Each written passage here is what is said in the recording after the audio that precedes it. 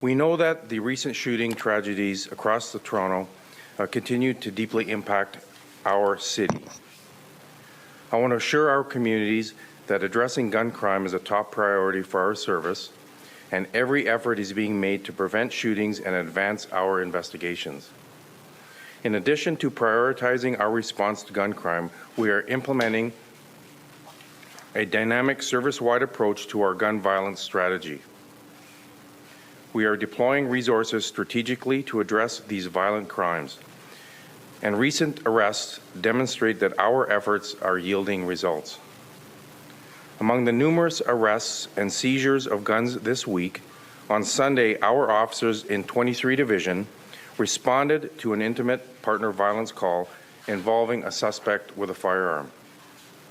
Following a high-risk takedown initiated by the Gun and Gang Task Force, 3 people were arrested and 2 handguns were seized, along with 150 rounds of ammunition.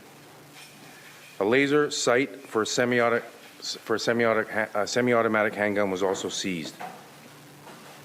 In 2024, shooting events have increased by nearly 74% compared to this time in 2023. This figure includes both shootings, which result in the deaths or injuries of people, and firearm discharges where evidence of gunfire, such as bullet holes or casings that are found, but no injuries are reported. When it comes to death and injuries, excluding discharges, 2024 is consistent with the past several years, but shows an increase compared to 2023. Wow. In 2023, we saw an unusually low number of shootings. This was an outlier. There have been 24 shooting deaths so far in 2024 compared to 24 in 2022. There were 17 in 2021 and 21 in 2020. Overall, shooting incidences in Toronto have been decreasing since 2019, with gun violence in our communities reaching a 10-year low in 2023. On this screen, these are just a few of the guns we have taken off the streets. This year, Toronto Police have made 494 arrests for firearm offenses. Look at that all. We've laid 2,242 charges, and we have seized 363 crime guns.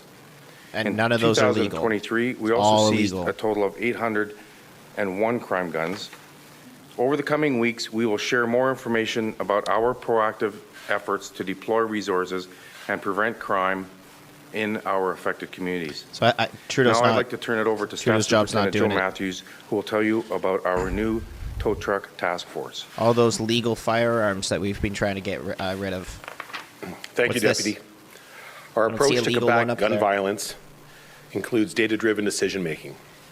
When we take a surgical and strategic approach when deploying resources to prevent crime as well as initiating investigations. The intelligence we are gathering is revealing some concerning trends. We have initiated multiple investigations across the city to combat the gun crime. Today I'll be discussing one of them. Over the past 6 months, Toronto and the Greater Toronto Area have seen increased criminal activity surrounding a small segment of tow truck industry. This includes shootings and firearms discharges, arsons, and mischiefs, targeting tow truck companies, their vehicles, and their drivers.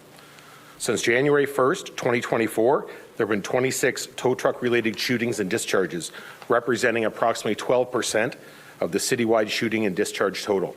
Wow. Towing conflicts in the GTA have historically been about territorial disputes and rivalries. However, it's important to reiterate that this issue involves a very, very small segment of the towing industry. As you can see on this map, incidents have primarily occurred in the city's east end, with a few scattered across other areas of the city. In April and May alone, there have been 9 tow truck arsons, with 7 of these occurring in the east end of Toronto. To combat the violence, our Organized Crime Enforcement Section is leading a tow truck task force to ensure that all information and intelligence is being shared across the service. This proactive preventative response also ensures that officers are equipped with the latest updates when engaging with community and businesses.